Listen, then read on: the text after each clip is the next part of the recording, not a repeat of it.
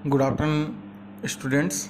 आज हम chapter number 5 में flow through orifices and mouth pieces में पेज नंबर 48 माइनर लॉसेस को पढ़ेंगे। माइनर लॉसेस या फिर बोल सकते हैं इसे हेड माइनर लॉसेस भी कह सकते हैं। मतलब जब पानी का बहाव होता है तो उसके ऊंचाई में जो कमी आती है, हेड में जो कमी आती है, माइनर लॉसेस जो कम कमी आती है, लॉसेस के जो माइनर कारण हैं उनके बारे में पढ़ेंगे। देखिए माइनर लॉसेस क्या होते हैं। The loss of head due to change in velocity of fluid in magnitude और direction is called minor losses of energy. Okay, इसके कुछ टाइप्स हैं जिसमें से पहला टाइप है head loss due to sudden enlargement.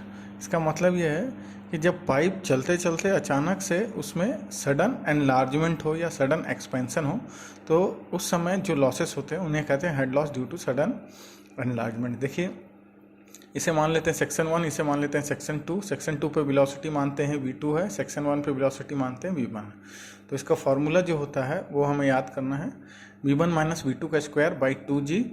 और क्योंकि हम जानते हैं कंटिन्यूटी इक्वेशन से a1 v1 equal to a2 v2, इसीलिए इस इक्वेशन से जब हम v1 स्क्वायर को कॉमन निकालेंगे तो यहाँ बच जाएगा 1 माइनस v2 बाई v1। या इसे अगर हेड के फार्मूले में चेंज करें v2 बाई v1 की जगह में लिख सकते हैं a1 बाई a2। ये फार्मूले से हम सडन एनलार्जमेंट केसेस के न्यूमेरिकल को बनाएंगे। आपको एरिया फाइंड आउट करना है और वेलोसिटी फाइंड आउट करना है। मेन तो ये फार्मूला है।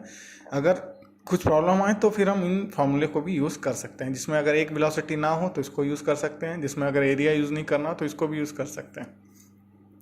सेकेंड है head loss due to sudden contraction, संकुचन होने पे। देखिए ये पाइप जा रहा है और यहाँ पे ये कॉन्ट्रैक्ट हुआ, संकुचित हुआ। तो ये सेक्शन 1 सेक्शन 2 और सेक्शन 1 सेक्शन 2 लेने के बाद इसका जो फार्मूला होता है वो सिंपल सा होता है v2 square by 2g 1 by C C minus c1, जहाँ पे सी सी है कोफिशिएंट ऑफ कॉन्ट्रैक्शन। अगर हम यहाँ पर सी सी को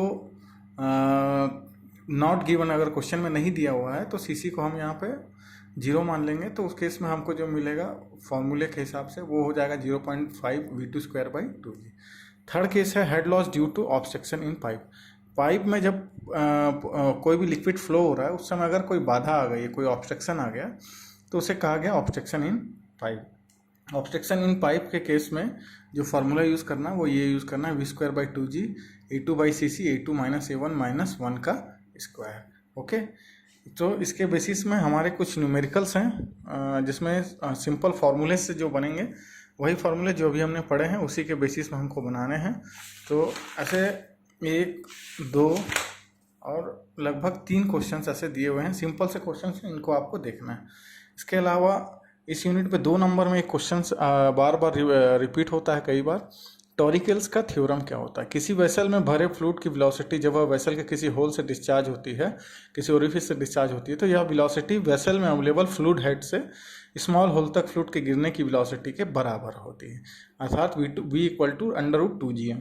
यही है टॉरिकल्स का थ्योरम। इसके अलावा एक क्वेश्चन और आता है फ्लो थ्रू लार्ज ओरिफिसेस से आता है। ऐसे ओरिफिसेस जिनमें जो बड़े हों, जिनके होल जिनका बड़ा हो उसे कहा गया लार्ज ओरिफिसेस। देखिए अगर ऐसा एक ओरिफिस दिया हुआ है तो उसके ऊपर टॉप जो पोर्शन है वहाँ तक का हाइट को मानेंगे h1, नीचे का हाइट को मानेंगे h2 और मिडिल को मानेंगे h1। ओरिफिस को मान लेते हैं रेक्टेंगुलर ओरिफिस है। ओके, तो ऐसे केसेस में जब साइड से ओपनिंग हो तब के लिए आपको ये फॉर्मूला लगाना है 2/3 CD into B √2g h2 to the power 3/2 minus h1 3/2। Coefficient of discharge question में दिया होगा, आपको विड्थ देख लेना है। इसके अलावा h2 और h1 आपको फाइंड आउट करके रखना है क्वेश्चन में। सेकेंड है discharge through fully submerged orifice. ऐसा ओरिफिस जो पूरे तरीके से पानी में भरा हुआ हो, जिसके मतलब ओपनिंग से दूसरे साइड में जहाँ भी पानी जा रहा हो वो भी पूरे तरह से क्या हो, डिस्चार्ज हो, पानी में सबमर्ज्ड हो, तो पानी में भरा हुआ हो। तो ये जो ओरिफिस आपको दिख रहा है यहाँ पर, ये जो है ये दूसरे साइड से देखेंगे तो ये पूरे दोनों तरफ से क्या हुआ है, पानी में सबमर्ज्ड है। तो ऐसे केसेस में आपको यूज़ करना है Q equal to CD plus B h2 minus h1 √2gh। ठीक है, इसके अलावा है एक क्वेश्चन, एक पोर्शन और है time of emptying a tank through an orifice at its bottom. इसके लिए अगर कोई ओरिफिस में, टैंक में ओरिफिस बॉटम में दिया हुआ है तब उस केस के लिए देखना है। सपोज कुछ इसमें आपको टाइम पता करना है। ओके, तो स्टार्टिंग में जब होल से पानी जाना चालू हुआ तब मानते हैं हम h1, और जिस भी टाइम तक आपको पता करना है वो हो जाएगा h2। अगर पूरा टैंक खाली होने तक के लिए अगर कंडीशन दिया है तो H2 क्या हो जाएगा, 0 हो जाएगा। तो ये फॉर्मूला यूज़ करना है 2a under root H1 minus H2 CD into a under root 2g। Okay, अगर H2 नहीं दिया हुआ तो H2 को यहाँ से हटा दीजिए, तो 2a under root H1 CD into a into under root 2g हो जाएगा। इसके बेसिस में सिंपल से न्यूमेरिकल्स हैं, 1-2 न्यूमेरिकल्स हैं। इसके अलावा discharge through partially submerged orifice, ऐसा ओरिफिस जिसमें पार्शियली सबमर्ज्ड हो, मतलब आधा भरा हुआ हो, उस केस में देखिए जो टॉप है उसको H1 मानेंगे, बॉटम को H2 मानेंगे, बीच में जो है H मानेंगे। तो ऐसे पार्शियली सबमर्ज्ड के केस में आपको क्या करना है, डिस्चार्ज थ्रू लार्ज ओरिफिसेस का जो फॉर्मूला है उसमें प्लस कर देना है discharge through fully submerged orifice के फॉर्मूले को। दोनों फॉर्मूले को अगर आप जोड़ देंगे तो आपको क्या मिल जाएगा, पार्शियली सबमर्ज्ड ओरिफिस से कितना फ्लो हो रहा है डिस्चार्ज, वो पता चल जाएगा। तो सिंपल से फार्मूला बेस्ड न्यूमेरिकल्स है, आप इनको बनाइए और इसमें जो भी प्रॉब्लम होता है मुझे कॉल करके पूछिए, मैं आपको बताऊंगा।